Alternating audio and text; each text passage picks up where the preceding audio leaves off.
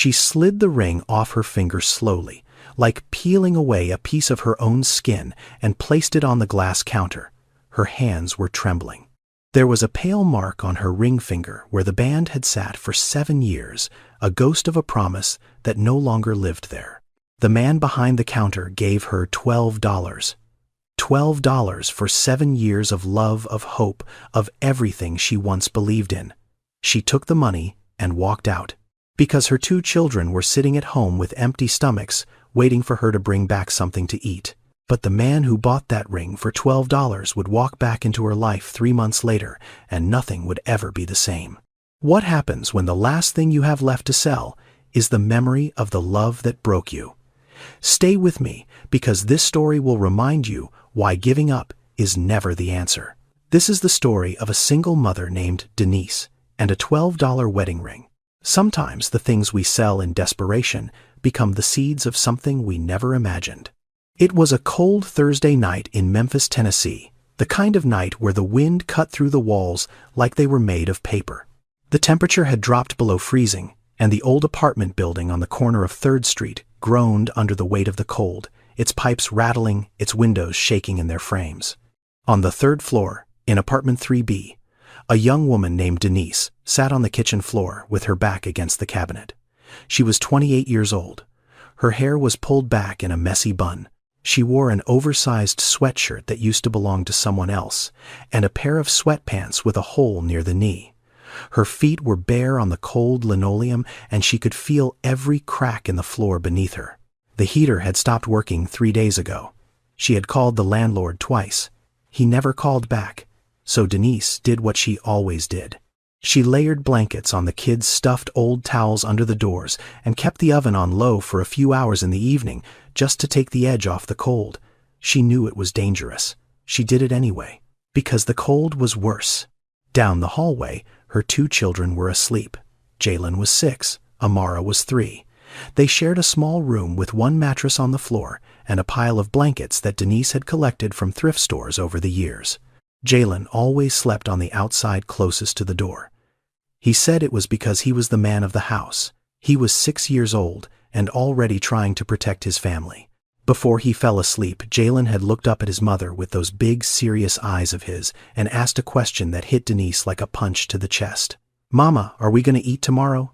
Denise smiled. She always smiled, even when it hurt, even when the smile was a lie. "Yes, baby. Mama's going to figure it out." Jalen nodded, satisfied. He trusted her. He always trusted her. And that trust was both the thing that kept Denise going and the thing that broke her heart the most, because she didn't know if she could keep that promise. After the kids were asleep, Denise walked to the kitchen and opened the refrigerator. The light inside flickered, buzzing softly. The shelves were almost empty. There was a carton of milk with maybe 2 cups left. Half a loaf of bread that had gone stiff and dry. A single stick of butter. That was it. That was everything. She closed the door, slowly leaned against the counter, and let out a breath that came from somewhere deep and tired. Then she looked down at her left hand. The ring was still there. It had been there for 7 years. Silver-plated, not real gold, with a thin band that had turned slightly dark around the edges from years of wear. It wasn't worth much. She knew that. Any jeweler would take one look at it and shake their head. But to Denise, that ring was everything. It was the last piece of a life she used to have. The last proof that someone had once stood in front of her and said, "I choose you." She twisted the ring slowly around her finger, feeling the familiar groove it had pressed into her skin over the years. She thought about the day she got it. She thought about the smile on his face when he put it on her finger. She thought about how happy she was, how full of hope. And then she thought about her children sleeping in a cold room with empty stomachs, trusting her to figure it out. Denise closed her eyes. Her jaw tightened. She pulled the ring off her finger and held it in her palm. It was so small, so light, almost nothing. But it felt like she was holding her whole past in her hand. Tomorrow morning, she whispered to herself. First thing? She placed the ring on the kitchen counter right next to the empty fruit bowl and stared at it for a long time. The kitchen was quiet. The only sound was the soft ticking of the clock on the wall and the faint breathing of her children from down the hall. She didn't know it yet, but that ring worth almost nothing to the world was about to start something extraordinary. The next morning, Denise woke up before the sun. She hadn't slept much. Her mind had been running all night, turning the same thought over and over like a stone in her hand. She got dressed quickly, pulled on her old winter coat, the one with the broken zipper that she held closed with a safety pin, and gently woke the kids. "Come on, babies. We're going out." Jalen rubbed his eyes. "Where are we going, Mama? Just a quick stop. Then, we're getting breakfast." That word breakfast was enough to get them moving. They walked 4 blocks to the pawn shop on Lamar Avenue. It was a small, narrow store squeezed between a check-cashing place and a laundromat. The windows were thick with dust, and behind the glass old guitars, power tools, watches, and jewelry sat under yellow lights like forgotten things, waiting for someone to care about them again. The air inside smelled like metal and cleaning fluid, and something old that had been sitting still for too long. A man stood behind the counter. He was in his 60s with thin white hair and glasses that sat low on his nose. He didn't smile when Denise walked in. He didn't greet her. He just looked at her then at the 2 small children holding onto her coat and waited. Denise stepped up to the counter. Her heart was beating fast. She reached into her pocket, pulled out the ring, and set it gently on the glass counter. Her fingers lingered on it for just a second longer than they needed to. The man picked it up without a word. He held it up to the light, turned it over, looked at it through a small magnifying glass. Then he set it down. "Silver-plated," he said flatly. "I can give you $12. $12. 7 years of love. 7 years of hope. $12. Denise wanted to say no. She wanted to pick the ring back up, put it in her pocket, and walk out. But then she felt a small hand tugging at her coat. She looked down. Amara was looking up at her with wide, quiet eyes. She wasn't asking for anything. She was just holding on. And that was enough. Denise looked back at the man behind the counter. "Okay," she said. The man opened the register and counted out 12 $1 bills. He laid them on the glass counter one by one. Denise picked them up, folded them carefully, and put them in her pocket. She didn't look at the ring again. She couldn't. She took Amara's hand, put her other hand on Jalen's shoulder, and walked out of the store. The bell above the door chimed behind her. Outside, the cold air hit her face, and that's when the tears came. She turned her back to the children and wiped her eyes quickly with the sleeve of her coat. "Mama, why are you crying?" Jalen asked. "I'm not crying, baby," Denise said, sniffing. "It's just cold." They walked down the sidewalk toward the grocery store, and Denise didn't look back. But inside the pawn shop, someone had been watching. A man was standing in the far corner of the store, near a shelf of old radios and dusty record players. He had been there when Denise walked in. He had seen her set the ring on the counter. He had watched her face when the man said $12. He had seen the way her fingers held on to it just a moment too long, like she was saying goodbye to something she loved. And now he watched her walk out the door with her 2 children. He stood there for a moment. Then he walked to the counter. "I'll take that ring," he said. The man behind the counter looked at him. $12. The man reached into his pocket, pulled out a crumpled bill, and placed it on the counter. He picked up the ring and held it between his thumb and finger. He turned it slowly. Inside the band there was a small engraving. The letters were faint, almost worn away, but he could still read them. Forever D and T. He closed his fingers around the ring and put it in his jacket pocket. He didn't know why he had bought it. He only knew that watching that woman take it off her finger had made something inside him ache in a way he hadn't felt in years. He stepped outside into the cold morning air and stood on the sidewalk for a moment, looking down the street in the direction Denise had gone. She was already out of sight. He walked to the parking lot behind the store, climbed into an old Ford pickup truck with rust along the wheel wells, and sat behind the wheel without starting the engine. He pulled the ring out of his pocket and looked at it again. The silver caught the light, and the engraving seemed to glow for just a second. Then he put it back in his pocket, started the truck, and drove away. He would keep that ring in his jacket pocket for exactly 91 days, before he finally found the courage to do what his heart had been telling him to do since the moment he saw her. Now, to understand Denise's story, you need to go back. Back before the pawn shop. Back before the empty refrigerator and the broken heater. Back to the beginning. Denise grew up in South Memphis, in a neighborhood where the houses leaned to one side and the sidewalks were cracked like dry riverbeds. Her mother, Gloria, worked as a night shift nurse at a hospital across town. She left for work every evening at 6 and came home every morning at 7, tired to the bone, but always with a smile for her daughter. Denise's father left when she was 4. Just walked out one morning and never came back. No letter. No phone call. No explanation. Gloria never talked about him. She just kept working. She kept showing up. And she raised Denise the best way she knew how, alone. Denise was a quiet girl. She did well in school, kept to herself mostly, and spent her afternoons reading library books on the front porch while the neighborhood moved around her. She didn't have many friends. She didn't need many. She had her mother, and that was enough. Then, in her junior year of high school, she met Terrence.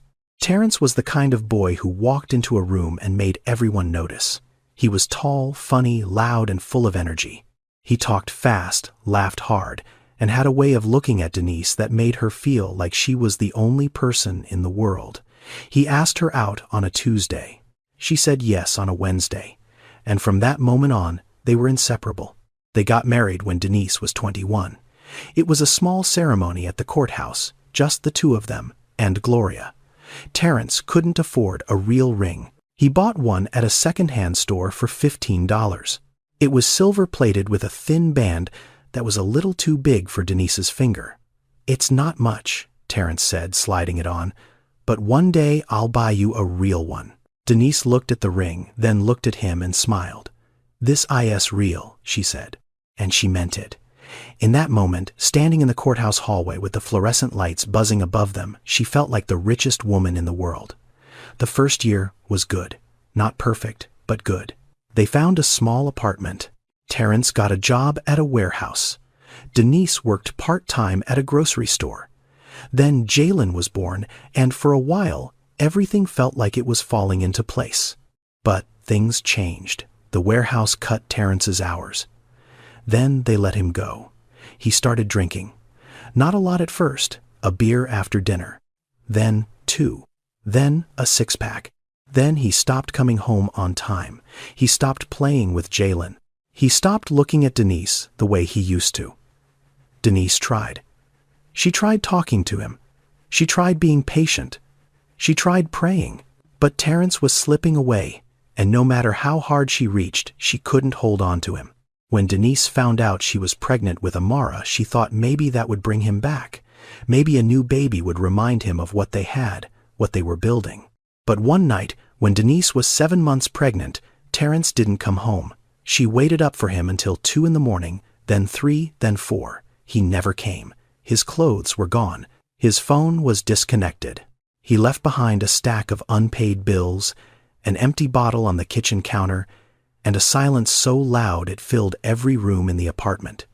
He never called. He never wrote.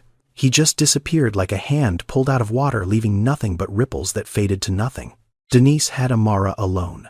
Gloria came to the hospital, held her hand, stayed for 3 days. But Gloria was getting older and her own health was failing. She couldn't carry both of them anymore. So Denise carried herself. She worked every job she could find. Cashier at Walmart, housekeeper at a motel off the interstate, delivery driver when she could borrow a friend's car. She never complained. She never stopped. But the math never worked. Rent, daycare, diapers, food, electricity. There was always more month than money. She never filed for divorce. She couldn't afford a lawyer. So technically, she was still married to a man who had vanished. Still wearing the ring he gave her. Still carrying the promise he broke. And then Walmart cut her hours. Then they let her go completely. Corporate restructuring, they called it. Just like that, her paycheck was gone. No savings, no family to call, no backup plan. The only thing she had left that could be turned into money was a $15 ring from a second-hand store. And now even that ring was gone. $12. That was what Denise had to work with. 12 single-dollar bills folded in her coat pocket. She walked straight from the pawn shop to the Save a Lot on the corner of Shelby Drive.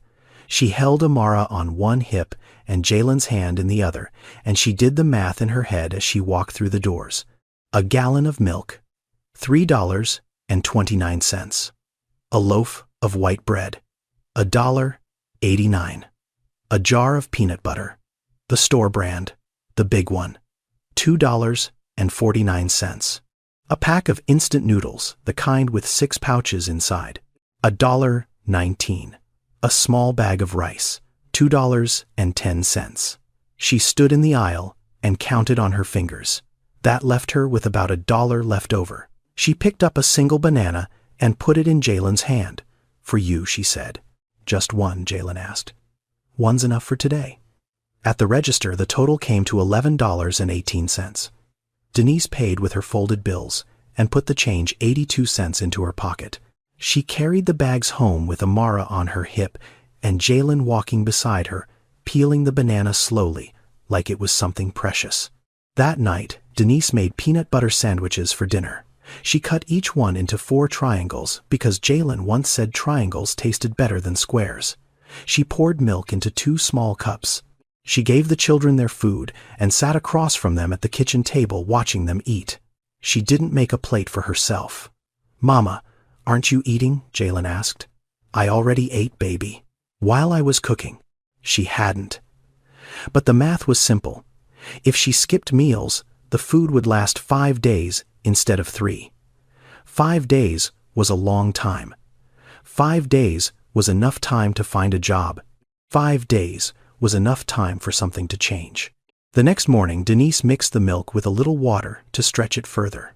She poured it into Jalen's cereal bowl, the rice puffs she found at the back of the cabinet, the last handful from a box she bought weeks ago. Jalen took a sip and made a face. "This milk tastes funny, Mama." Denise didn't miss a beat. "It's a new brand, baby. They were out of the regular one." Jalen shrugged and kept eating. Denise turned away so he wouldn't see her face. The days blurred together after that. Monday, she walked to a Burger King on Elvis Presley Boulevard and asked if they were hiring. The manager said to fill out an application online. Denise didn't have a computer. She walked to the public library, waited 40 minutes for an open terminal, and filled out the form. She listed every job she'd ever had. She checked available immediately. She clicked submit. She applied at a Dollar General, a gas station, a car wash. She filled out form after form, writing the same information over and over again. Name, address, work history, references. She didn't have many references. She put down Gloria's number, even though Gloria had been in the hospital for 3 months and couldn't answer her phone most days. She waited. She checked her phone every hour, making sure the ringer was on, making sure she hadn't missed a call. No one called. She applied again. A different Dollar General. A different gas station. A cleaning company that needed overnight workers. She left her number everywhere. She smiled at every manager, shook every hand, said thank you for your time like she meant it. Still nothing. By Wednesday, the peanut butter was half gone. The bread was down to 4 slices. The rice was getting low. Denise did the math again in her head and felt her chest tighten. Every evening after the children were asleep, Denise sat by the window in the kitchen and looked out at the street below. The streetlight outside their building flickered on and off, casting long orange shadows across the pavement. She could hear music coming from somewhere down the block. A dog barking, a car door slamming. She looked down at her left hand. The ring was gone, but the mark was still there. A thin, pale line pressed into her skin where the band had been for 7 years. She touched it with her thumb, tracing the groove like reading a scar. "God," she whispered so quietly that even the walls couldn't hear her. "I don't know how much longer I can do this." She sat there for a long time. The streetlight flickered. The music faded. The street went quiet. By Friday, the food was gone. All of it. The milk carton was empty. The bread bag had nothing but crumbs. The peanut butter jar had been scraped clean with a spoon. Denise stood in front of the open refrigerator and stared at the empty shelves. The light buzzed. The cold air drifted out and touched her face. This was the second time she had stood in front of this refrigerator with nothing inside, but the first time she had a ring to sell.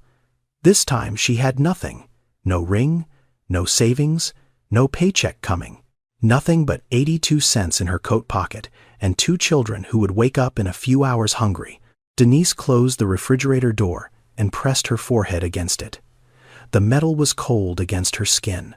She closed her eyes and stood there breathing slowly, holding on to the only thing she had left, herself. The next Monday morning, Denise got dressed in her cleanest clothes, the ones she had washed by hand in the bathtub 2 days ago and hung to dry on the shower rod.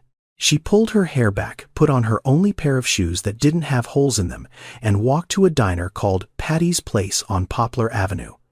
They had a sign in the window that said, "Now hiring."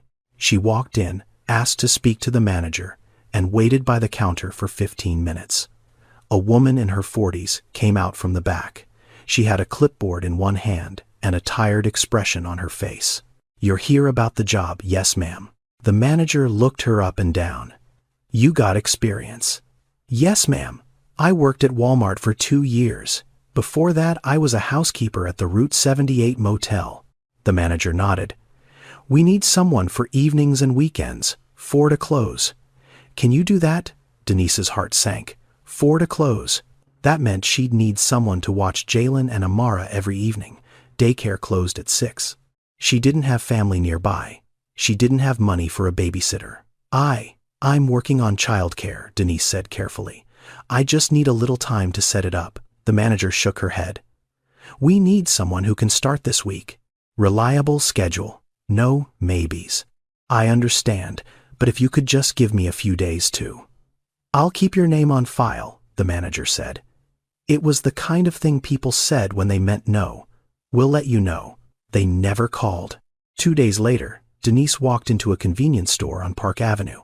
The man behind the counter looked at her application and frowned. "It says here you haven't worked in 2 months. I was laid off, but I'm ready to work right now. We're looking for someone with a more consistent work history. No gaps."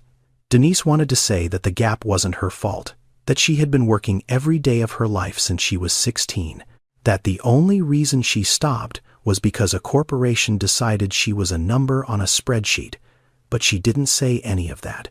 She just nodded and said, "Thank you for your time." She tried a delivery service next. The woman on the phone asked, "Do you have a reliable vehicle?" "No, ma'am, but I can." "You need a car for this position." "Sorry." The phone went dead. Each time Denise walked through the apartment door after another rejection, she put on the same face.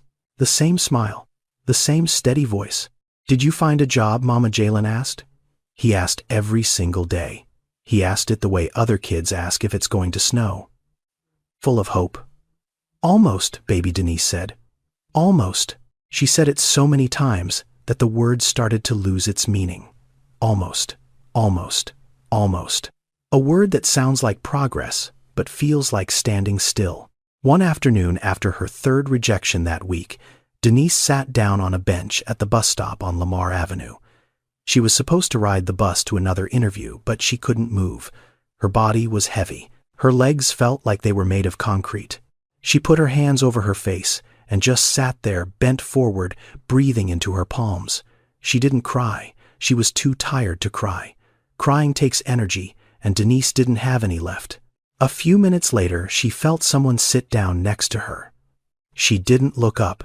"You okay, honey?" a voice asked. It was soft and old and warm like a blanket that had been in the sun. Denise lifted her head slowly. An elderly woman sat beside her, small and thin, with silver hair tucked under a knit hat. She had a brown paper bag on her lap and kind, steady eyes that looked at Denise without judgment. "Yes, ma'am," Denise said, forcing a small smile. "Just tired." The old woman looked at her for a long moment. A long, quiet moment. Then she nodded. "Tired is just another word for strong, baby. Don't you forget that." The bus pulled up. The old woman stood, patted Denise gently on the shoulder, and climbed aboard. The doors closed. The bus pulled away. And just like that, she was gone. Denise sat on that bench for another 10 minutes. She didn't know the woman's name. She would never see her again. But those words, that single sentence from a stranger on a bus bench, landed somewhere deep inside her chest and stayed there, like a small flame in a cold room. She stood up, straightened her coat, and kept walking. 3 days later, on a Thursday morning, Denise was walking down Summer Avenue with Jalen and Amara. She wasn't going anywhere in particular. She had run out of places to apply. She was just walking because walking felt better than sitting in that empty apartment staring at the walls. Then she saw it. A small, handwritten sign taped to the window of a laundromat. The letters were written in blue marker on a piece of white cardboard. Help wanted. Part-time. Flexible hours. Denise stopped walking. She read the sign again. Part-time. Flexible hours. She looked through the window. Inside, rows of washing machines and dryers hummed softly. An older woman stood behind a folding table sorting clothes with quick, practiced hands. Denise pushed the door open and stepped inside. The warm air hit her face, immediately thick with the smell of detergent and fabric softener. It smelled clean. It smelled safe. The woman behind the table looked up. She was in her mid-60s, with reading glasses hanging from a chain around her neck and gray hair pulled back in a neat bun.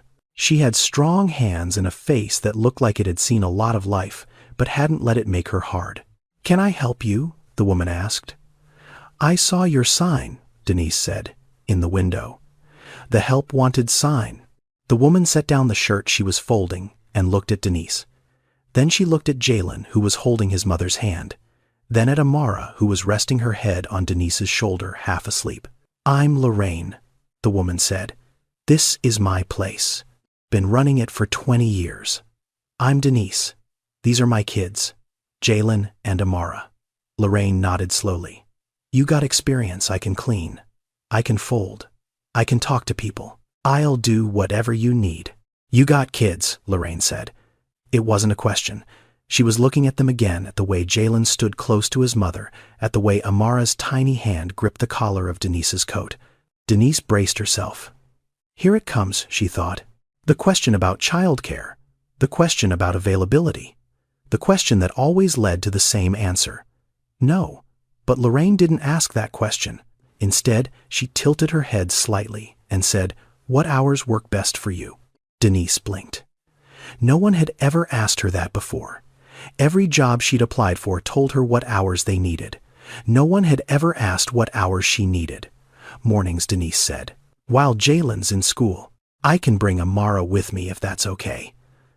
Lorraine looked at Amara, who had opened her eyes and was staring at the spinning dryers with wide, curious eyes. "She quiet," very Denise said. "Then she's welcome." Lorraine offered Denise $9 an hour, 25 hours a week. It was part-time. It was barely above minimum wage. It wasn't going to make Denise rich or even comfortable, but it was something. It was a paycheck. It was a start. "I know it's not much," Lorraine said, as if reading Denise's mind. "This ain't a fancy job, but it's honest work. And honest work has a way of opening doors you didn't know existed." Denise started the next morning. She arrived before the laundromat opened, swept the floors, wiped down the machines, and folded the clothes that customers left in the dryers overnight. Jalen sat in the corner near the window with his backpack doing his homework on a small plastic chair. Amara sat on a blanket Lorraine had pulled from somewhere, surrounded by a pile of clean socks she was trying to match. It wasn't perfect. It wasn't glamorous. But for the first time in weeks, Denise felt something she had almost forgotten how to feel. Useful. Now, before we continue Denise's story, I want you to understand something important. Because what Denise went through is not just a story. It's a reality that millions of women in this country face every single day. In the United States, nearly 30% of single mother families live below the poverty line. That's almost 1 in 3. And poverty for a single mother doesn't just mean not having enough money. It means choosing between rent and food. It means skipping your own meals so your children can eat.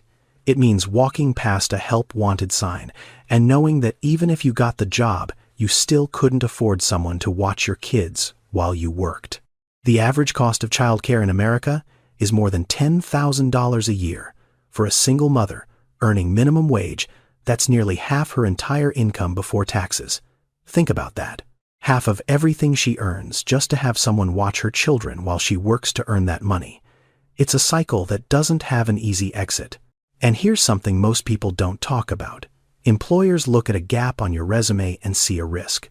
They don't see the woman who spent those months changing diapers, cooking meals, reading bedtime stories, holding a household together with nothing but willpower and love. They see a blank space, and that blank space costs women jobs every single day. Nearly 14 million children in the United States live in food-insecure households. That means tonight, right now, as you're watching this, there are children going to bed hungry. Not in some far-off country. Right here, in Memphis, in Detroit, in Houston, in your city, maybe even on your street. Denise's story is fictional, but the struggle she represents is not. The numbers are real. The hunger is real. The barriers are real. The women standing in front of empty refrigerators at midnight, trying to figure out how to feed their children tomorrow, they are very, very real. And that's why this story matters. Not because it's dramatic, not because it's entertaining, but because somewhere right now, there is a woman just like Denise, holding her children close, wondering if anyone sees her. Now, let's get back to the story. Because, while Denise was learning to fold laundry and rebuild her life one small step at a time, there was someone else in Memphis who had been carrying something with him for weeks. Something small, something silver, something that weighed almost nothing in his pocket, but everything in his heart. Marcus. Remember him? The man from the pawn shop. The one who bought Denise's ring for $12 and walked out without a word. We need to go back to him now. Because, to understand what happens next, you need to understand who Marcus is and why that ring mattered to him. Marcus was 33 years old. He worked as an electrician for a small company called Delta Electrical Services on the east side of Memphis. He wasn't the boss. He wasn't management. He was just a guy who showed up every morning at 7, put on his work belt, and spent his days running wire through walls and fixing circuits in old buildings. His hands were rough and calloused, the kind of hands that told you everything you needed to know about how he made his living. He rented a 1-bedroom apartment off Getwell Road. He drove a pickup truck with 160,000 miles on it. He ate most of his meals alone. He didn't have a wife. He didn't have kids. He didn't have much of anybody, really. He had a few friends from work, a cousin in Atlanta he called on holidays, and a neighbor who sometimes waved at him from across the parking lot. Marcus lived a quiet life. Not because he wanted to, but because quiet was all he knew. He grew up in foster care. He'd been in the system since he was 9 years old. Before that, he lived with his mother, a woman named Charlene, in a small apartment on the south side of the city. Charlene worked 2 jobs. She cleaned offices in the morning and waited tables at a diner in the evening. She was always tired, always moving, always running from one place to the next. But she loved Marcus with everything she had. Charlene was a single mother. Marcus never knew his father. He never asked about him, and Charlene never brought him up. It was just the 2 of them, and for a while that was enough. But Charlene was sick. She had been sick for a long time. She had headaches that wouldn't go away. She lost weight she couldn't afford to lose. She coughed at night, deep, rattling coughs that shook the walls. Marcus would lie in bed and listen, pulling the blanket up to his chin, counting the seconds between each cough, hoping the next one wouldn't come. She didn't have health insurance. She couldn't afford to see a doctor. So she didn't. She just kept working. She just kept going. Until one day she couldn't go anymore. Marcus was 9 when they took his mother to the hospital. He remembers sitting in the waiting room, swinging his legs because his feet couldn't reach the floor. A nurse came out and told him he could see her. He walked into the room and saw his mother lying in a bed that seemed too big for her. She was thin. Her skin was gray. Her eyes were half closed. But when she saw him, she smiled. "Come here, baby," she said. Marcus climbed up onto the bed and sat beside her. She reached under her pillow and pulled out something small and silver, a ring, her wedding ring. The only piece of jewelry she owned. "Keep this," she said, pressing it into his palm. Her hand was cold. Her fingers were thin and shaking. It's the only thing I have that means anything." Marcus held the ring and looked at it. It was simple, small, silver, just like Denise's ring, just like the one he would buy from a pawn shop 24 years later. "Mama, you're gonna be okay, right?" Marcus asked. Charlene smiled again. But this time the smile didn't reach her eyes. "I love you, baby. More than anything in this whole world. Don't you ever forget that." She died 3 days later. Marcus went into foster care. He moved from home to home, family to family. Some were kind, some were not. But through all of it, through every new school, and every new bedroom, and every new set of rules, Marcus kept that ring. He kept it in his pocket during the day, and under his pillow at night. It was the only thing he had left of her. He kept it for 24 years. Through high school, through trade school, through his first job, his first apartment, his first heartbreak. That ring went everywhere with him. It was his anchor, his proof that he had been loved once, that he mattered to someone. And then 6 months before he walked into that pawn shop on Lamar Avenue, someone broke into his truck while it was parked outside a job site. They took his tools, they took his radio, and they took the small leather pouch he kept in the glove compartment, the pouch that held his mother's ring. Marcus filed a police report. He drove to every pawn shop in Memphis describing the ring, hoping someone had brought it in. No one had. The ring was gone, just like that. 24 years of carrying it, and it vanished in an afternoon. He stopped looking after a month. He told himself it was just a ring, just metal, that the memory of his mother lived in him, not in some piece of jewelry. But late at night, when the apartment was dark and quiet, he'd reach for his pocket and feel the emptiness there, and something inside him would break all over again. That's why he was in the pawn shop that morning. He wasn't there to buy anything. He went in the way a person visits a graveyard, not to find what they lost, but to be near the kind of place where lost things end up. And then he saw Denise. He saw her walk up to the counter with 2 small children. He saw her pull a ring off her finger. He saw the way her hand trembled. He saw the man behind the counter say $12 without even blinking. He saw Denise swallow hard, look down at the little girl holding her leg and say, "Okay." And in that moment, Marcus didn't see a stranger. He saw his mother. The same trembling hands, the same quiet courage, the same refusal to cry in front of her children, the same impossible choice between holding on to something precious and keeping her family alive. He bought the ring before he even knew what he was doing. $12. He put it in his jacket pocket and walked outside. Denise was already gone. He looked up and down the street, but she had disappeared into the cold morning air with her children, and he had no idea who she was or where she lived. Over the next few weeks, Marcus went back to that pawn shop twice. He asked the owner if the woman had come back. The owner shrugged and said he didn't keep track of customers. Marcus drove through the neighborhoods nearby, not sure what he was looking for. A woman in an old coat with 2 small kids. That was all he had to go on. He didn't find her. But he kept the ring. He carried it in his pocket every single day, right where his mother's ring used to be. And every night he would take it out, read the engraving inside the band Forever D&T, and wonder about the woman who had worn it. He wondered if she was okay. He wondered if her children had eaten. He wondered if she was out there somewhere missing this ring the way he missed his. He didn't know her name. He didn't know her story. But he knew one thing. He was going to find her. And he was going to give it back. 6 weeks. That's how long the good stretch lasted.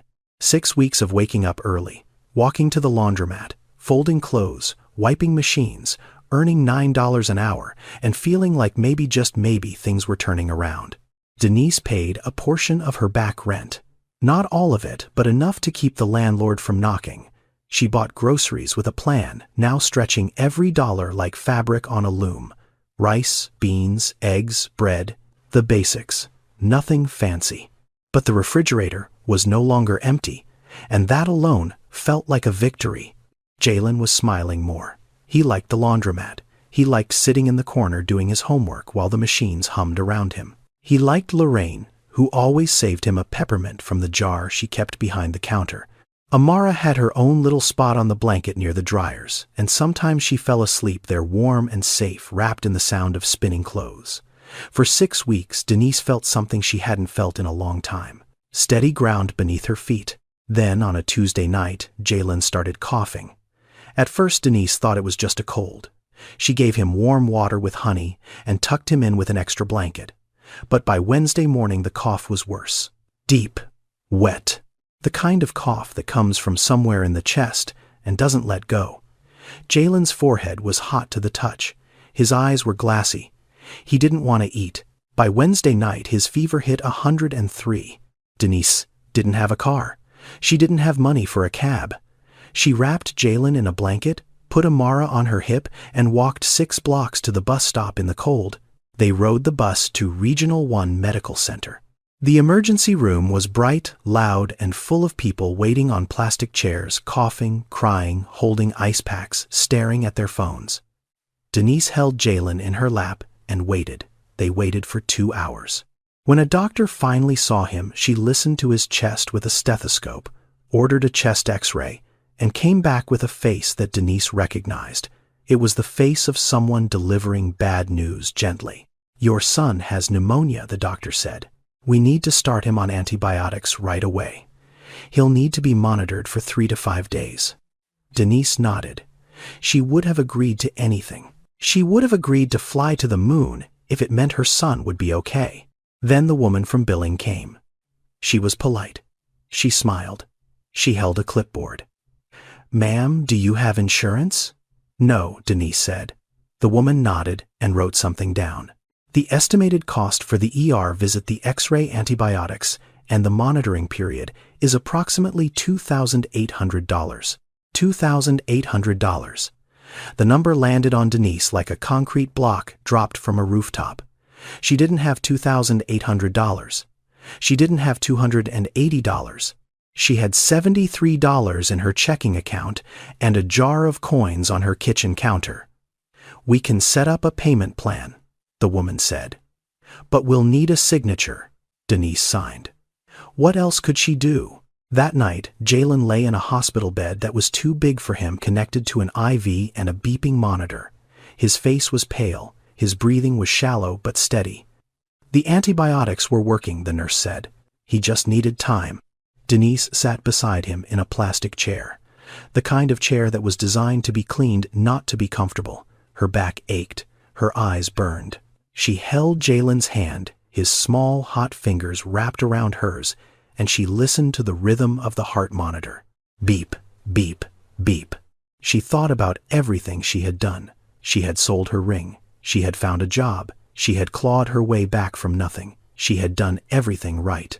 And now here she was sitting in a hospital holding her sick child's hand, drowning in a bill she could never pay. It felt like climbing a mountain with no top. Every time she thought she was getting somewhere, the ground shifted, and she slid back down. She closed her eyes and whispered into the quiet room. "Please let him be okay. That's all I'm asking. Just let my boy be okay." Her phone buzzed. She looked at the screen. It was Lorraine. "Hey, baby. I heard about Jalen. Don't you worry about the shop, you hear me. Your boy comes first. You still have a job when you get back. Take all the time you need." Denise read the message 3 times. Then she held the phone against her chest and breathed. She wasn't alone. Not completely. Not anymore. 3 days later, Jalen was better. The color had returned to his face. He was eating again small bites of hospital jello and crackers that he said tasted like paper. He was complaining, which Denise took as a good sign. Sick children don't complain. Children who are getting better do. The doctor said he could go home but needed to finish his antibiotics. She handed Denise a prescription and a discharge form. Then the billing office sent over the final number, $3,200. It was higher than the estimate. There had been an additional test. An extra night. Denise looked at the number on the paper and felt the floor tilt beneath her. She signed the payment agreement, $50 a month. It would take her over 5 years to pay it off. 5 years of $50 money she didn't have pulled from a paycheck that barely covered rent and food. They took the bus home. Jalen leaned against her shoulder, still weak. Amara sat on her other side quiet, holding a stuffed bear that one of the nurses had given her. When they got to the apartment building and climbed the stairs to the 3rd floor, Denise saw it immediately. A yellow paper taped to the door. She didn't need to read it up close. She knew what it was. She had seen them before on other people's doors, in other buildings, in other lifetimes. But this time, it was on her door. Late rent notice. You have 14 days to pay the full balance or vacate the premises. Denise pulled the paper off the door, folded it, and put it in her pocket. She unlocked the door, carried Amara inside, helped Jalen to his bed, and tucked them both in. She made sure they were warm. She made sure they were safe. She kissed them both on the forehead and closed their bedroom door softly. Then she walked into the kitchen, sat down on the floor in the dark, and cried. Not the quiet kind. Not the kind where you wipe your eyes and keep going.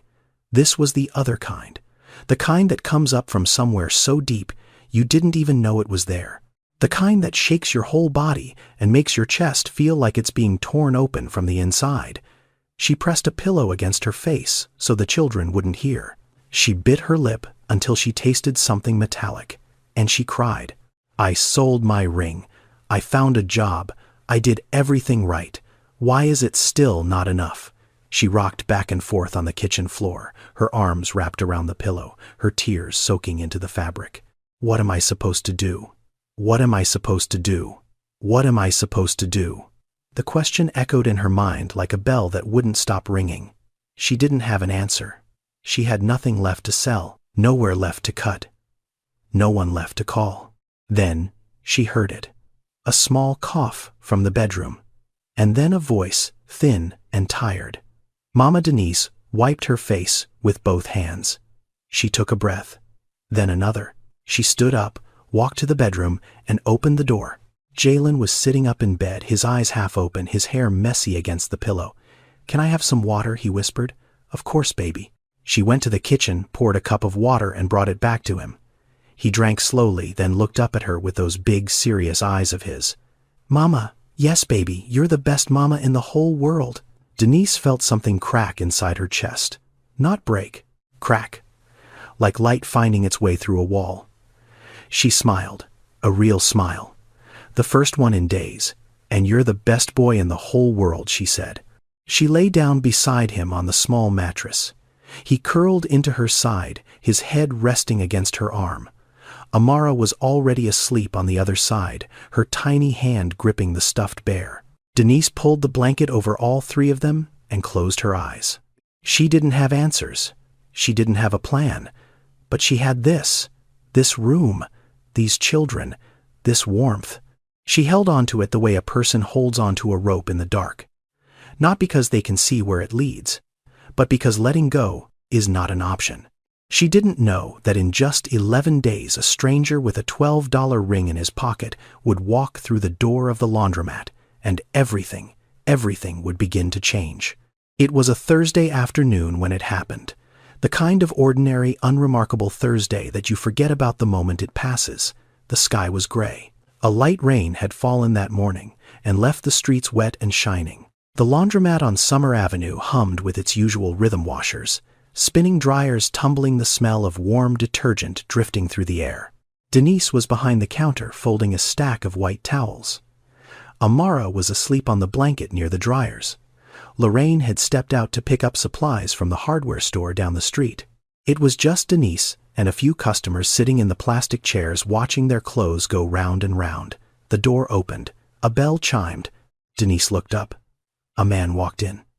He was in his early 30s wearing work boots, a pair of jeans with faint stains on the knees, and a dark jacket with a frayed collar.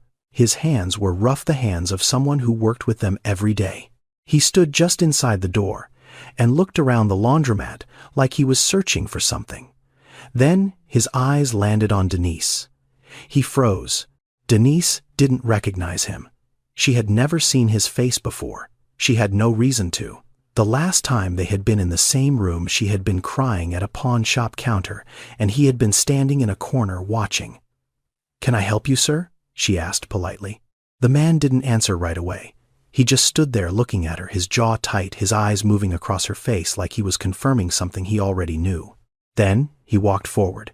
slowly, one step at a time. He reached the counter and stopped. He was close enough now that Denise could see the small scar above his left eyebrow and the way his hands were trembling just slightly.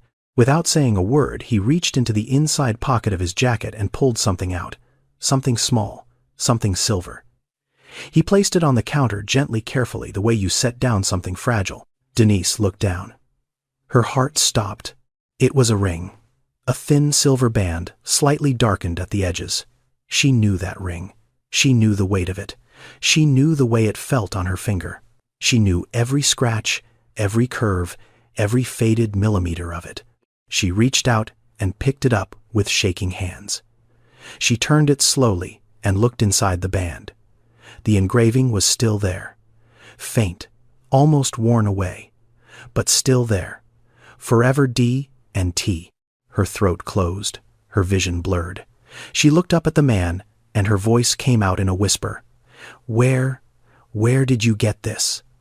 "I was in the pawn shop that day," he said. His voice was quiet but steady. "I saw you take it off." Denise's breath caught. "You bought my ring." "Yes. Why?" The man was silent for a moment. He looked at the ring in her hands, then back at her face, and when he spoke, his voice was thick, like the words had been sitting inside him for a long time, waiting to come out. "Because my mother was a single mom too, and the only thing she ever gave me was her wedding ring. I know what it means to carry something like that." He paused.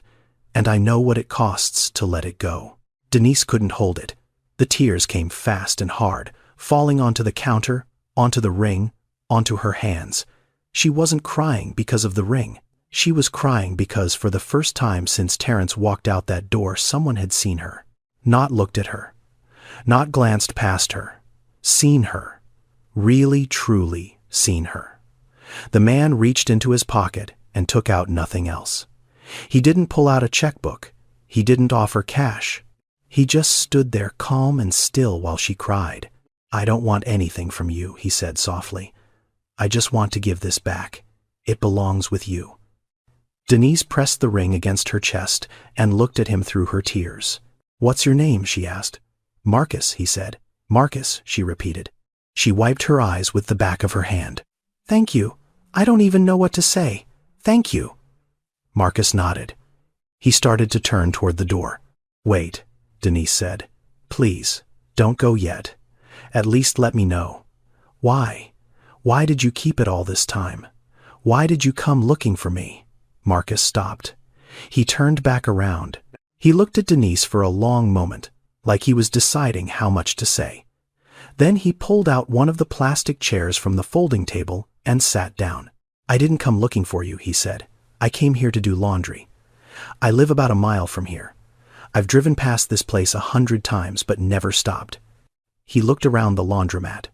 "I almost didn't stop today either, but something told me to." Denise sat down across from him, still holding the ring. "I've been carrying that ring in my pocket every day for 3 months, Marcus said. "I went back to the pawn shop twice asking about you. The old man behind the counter didn't know your name. I drove around the neighborhood, hoping I'd see you. I never did. And then today, I walked in here, and there you were." They sat in silence for a moment. The washers hummed, the dryers spun. Amara stirred on her blanket but didn't wake. Then Denise did something she hadn't done with anyone in a very long time. She told him her story. All of it. The marriage, Terrence leaving, the jobs she lost. The night she sat on the kitchen floor and decided to sell the ring, the $12. The food that lasted 5 days. The job rejections, Klaus, the laundromat, Jalen's pneumonia, the hospital bill, the rent notice on the door. She told him everything because something about the way he sat there quiet and still made her feel like it was safe to. Marcus listened. He didn't interrupt. He didn't shake his head or offer pity. He just listened with his hands folded on the table, his eyes steady, his face calm. When she finished, there was a long pause. Then Marcus spoke. "I'm not rich, Denise. I'm an electrician. I make enough to keep a roof over my head and food on my table. That's about it." He paused. "But I know a few things that might help." Denise looked at him, not understanding. "The hospital bill," Marcus said. "Most hospitals in Memphis have a charity care program. If your income is below a certain level, they can reduce the bill by 70, sometimes 80%. You just have to fill out a form and bring proof of income. Most people don't know about it. I only know because a buddy of mine went through the same thing last year." Denise blinked. "They can reduce it." "Yes. And there's something else. There's an organization on Poplar Avenue called Memphis Family Assistance. They do emergency rental help. If you're behind on rent and you can show a pay stub, they can cover up to 3 months. I know, because they helped my neighbor last winter." Denise stared at him. Nobody had ever told her any of this. Not the hospital, not the landlord, not anyone. "And one more thing," Marcus said. He leaned forward. "There's a program at Southwest Tennessee Community College. It's free for qualifying women. They teach trades, HVAC, electrical, plumbing, 6-month certificate. And when you finish, they help you find a job. The starting pay is around $22 an hour." He said it simply, like he was giving directions to a grocery store. No drama, no grand gesture, just information. Denise looked at him. "Why are you telling me all this?" Marcus shrugged. "Because someone told me once that the hardest part of being broke isn't the money. It's not knowing what doors are out there. You can't walk through a door you don't even know exists." The front door of the laundromat opened. Lorraine walked in carrying a bag of cleaning supplies. She stopped when she saw Denise sitting at the table with a stranger. Tears still drying on her cheeks, a silver ring clutched in her hand. Lorraine looked at Marcus, then at Denise, then back at Marcus. "Everything all right?" Lorraine asked. Denise smiled. A real, genuine, full smile. The kind that reaches the eyes. "Yes, Miss Lorraine," she said. "I think it is." Lorraine set the bag down, walked to the little cooler behind the counter, and pulled out 2 bottles of water. She brought them to the table and set one in front of Denise and one in front of Marcus. "Well then," Lorraine said, patting Denise on the shoulder, "I'll be in the back if you need me." She walked away without another word. But as she turned the corner, Denise saw something she would never forget. Lorraine was smiling. A small, quiet, knowing smile. The kind of smile that says, "I've been waiting for this." Marcus and Denise sat in that laundromat for another hour. He helped her write down the names, addresses, and phone numbers of every resource he could think of. He told her which forms to fill out first. He told her what documents to bring. He didn't offer to pay her rent. He didn't offer to cover the hospital bill. He didn't pull out his wallet once. He gave her something more valuable than money. He gave her a map. And for the first time in a very, very long time, Denise looked at the road ahead and didn't see a dead end. She saw doors. Now, before we go on, I want to pause here for just a moment. Because what Marcus did in that laundromat, it wasn't magic. It wasn't a movie moment. But it was something that science actually has a name for. Psychologists call it elevation. It's that warm, spreading feeling you get in your chest when you see someone do something genuinely kind. Not kind for a camera. Not kind for a reward. Just kind because they chose to be. Researchers have found that when people experience elevation, something interesting happens. They don't just feel good. They actually become more likely to help someone else. Kindness, it turns out, is contagious. Not in a poetic way. In a real, measurable, scientific way. Think about the chain in this story. A woman named Charlene, dying in a hospital bed, gave her son a ring and said, "Keep this. It's the only thing I have that means anything." That act of love lived inside Marcus for 24 years. It shaped who he became. And when he saw a stranger in a pawn shop giving up the same kind of ring for the same kind of reason, something in him moved. He didn't think about it. He just acted. And then Marcus carried that ring for 91 days. He didn't throw it away. He didn't sell it. He kept it. He looked for her. And when he found her, he didn't try to be a hero. He just gave it back. And then he sat down and shared the one thing that cost him nothing but mattered more than money. Information. Direction. A map to doors she didn't know existed. Charlene's love created Marcus's compassion. Marcus's compassion became Denise's turning point. And Denise, well, we'll see what she does with it. That's how kindness works. It doesn't stay where you put it. It moves. It travels from person to person, hand to hand, heart to heart, sometimes across years, sometimes across generations. You might never see the end of the chain you start, but it keeps going. Marcus didn't save Denise with money. He saved her by seeing her, truly seeing her, and showing her that she wasn't invisible. And sometimes that's all any of us really need. Not a check, not a grand gesture. Just someone who looks at us and says, I see you, and you matter. Now let's get back to the story. Because 6 months had passed since that Thursday afternoon in the laundromat, and Denise's life looked nothing like it used to. She was still working at the laundromat. But things were different now. Lorraine had made her full-time, 40 hours a week, with a small raise. And more than that, Lorraine had started teaching Denise how to run the place, how to do the books, how to order supplies, how to handle the repair guys when the machines broke down. Lorraine said she wasn't getting any younger, and she needed someone she could trust to keep things going when she couldn't. You're smart, Denise, Lorraine told her one afternoon. Smarter than you think. I didn't just give you a job, I gave you a future. Now do something with it. And Denise did. She enrolled in the Workforce Development Program at Southwest Tennessee Community College, the one Marcus had told her about. 3 evenings a week, she went to class and studied for her HVAC certificate. Heating, ventilation, air conditioning. It wasn't glamorous. It wasn't what she had imagined for herself when she was 18. But Marcus had told her something that stuck. Trades pay well, he said, and they always need people. Nobody's outsourcing a broken air conditioner. She studied hard. She studied the way someone studies when they know this is it, when there's no safety net and no second chance. She read the manuals at the kitchen table after the kids were asleep. She practiced wiring diagrams on scrap paper during her lunch breaks at the laundromat. She asked questions in class even when she felt stupid, because feeling stupid for 5 minutes was better than staying lost for a lifetime. The hospital bill, that number that had once felt like a wall with no door. Denise applied for the charity care program Marcus had told her about. She brought her pay stubs, her tax documents, everything they asked for. 2 weeks later, she got a letter in the mail. The bill had been reduced by 80%. $3,200 became $640. She set up a payment plan. $50 a month. It wasn't nothing, but it was possible. The rent.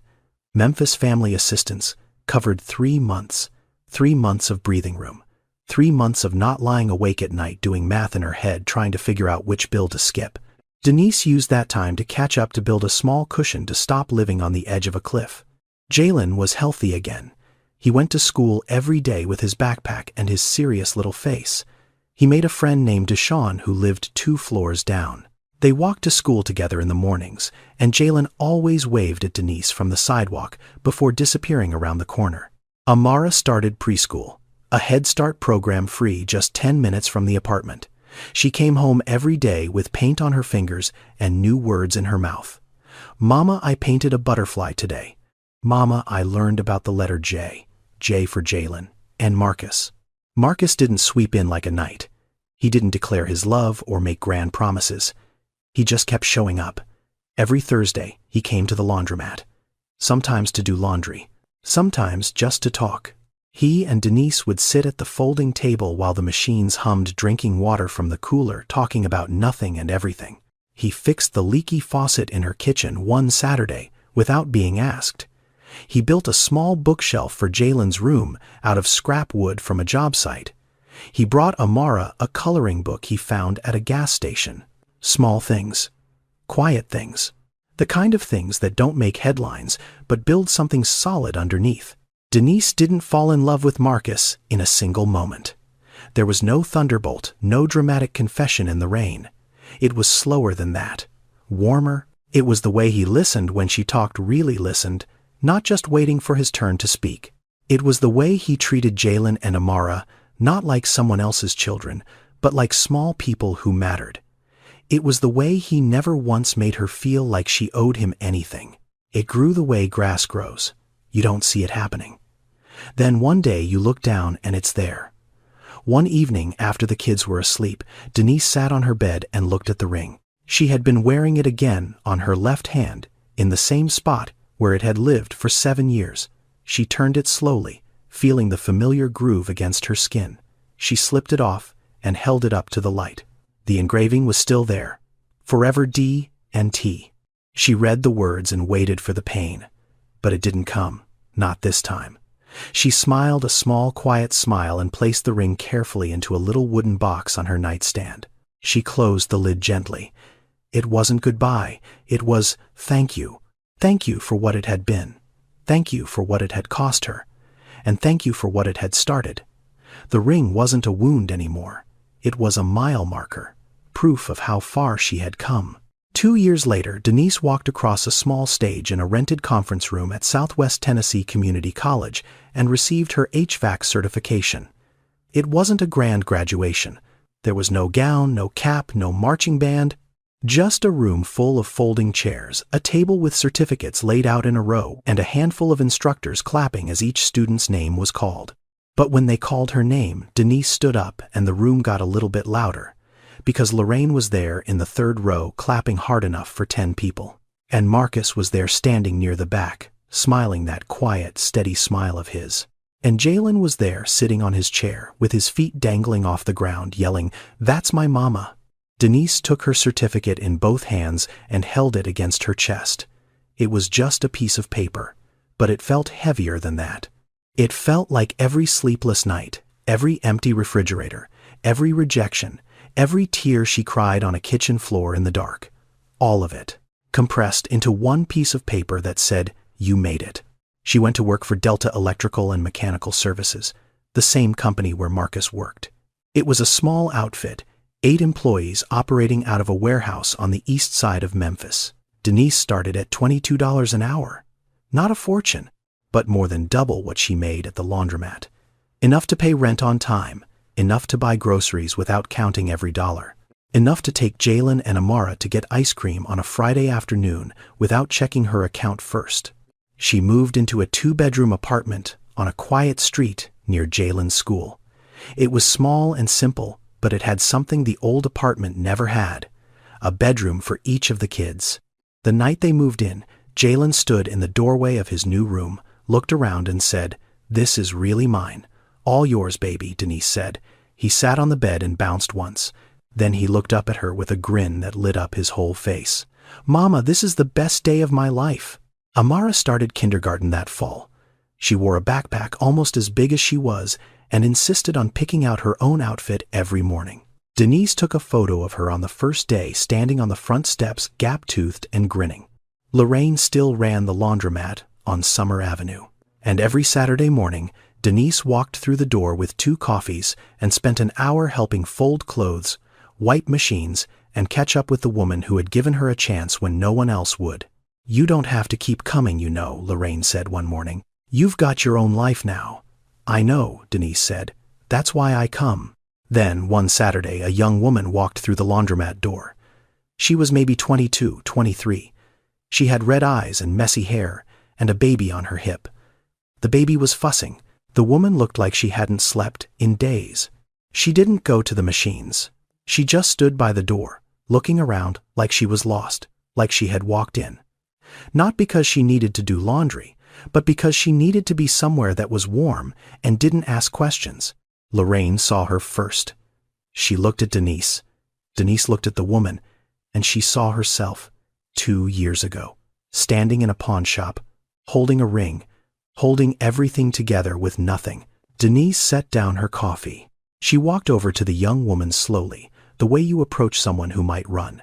She sat down on the bench beside her and said nothing for a moment, just sat there, close enough to matter, far enough to not intrude. Then she spoke. "I don't know what you're going through, but I know what it feels like to think you have nothing left." She paused. "Can I tell you a story?" The woman looked at her. Her eyes were wet. She nodded, and Denise began. And just like that, the circle continued. This story teaches us something. 3 things, actually. First, never judge a person by their circumstances. The woman selling a ring for $12 today might be the woman changing someone's life tomorrow. You don't know where people are headed just by looking at where they are. Second, helping someone doesn't require a fortune. Marcus wasn't rich. He didn't write a check. He didn't buy her a house. He saw a woman in pain, and he paid attention. He showed up. He shared what he knew. That's it. And it changed everything. You don't need to be wealthy to make a difference. You just need to be willing to see people. Really see them. Third, letting go of something precious doesn't mean you're giving up. Sometimes the things we release in our darkest moments become the seeds of something we never could have imagined. Denise sold her ring. And that ring, that $12 ring, became the thread that connected her to Marcus, to Lorraine, to a new career, to a new life. She didn't lose her ring. She planted it. So let me ask you something. Have you ever had to give up something precious for someone you love? Have you ever been helped by a stranger when you least expected it? Have you ever been the stranger who helped? Tell me in the comments. I want to hear your story. Every single one. And if you know someone who needs to hear this today, a single mother who's fighting alone, a father who's struggling, anyone who feels invisible, please share this video with them. You never know whose life a story can change. There's another powerful story coming very soon. So please subscribe to this channel and turn on your notification bell so you don't miss it. Thank you so much for watching. May you always find kindness when you need it most. And may you always be the kindness someone else is praying for. God bless you.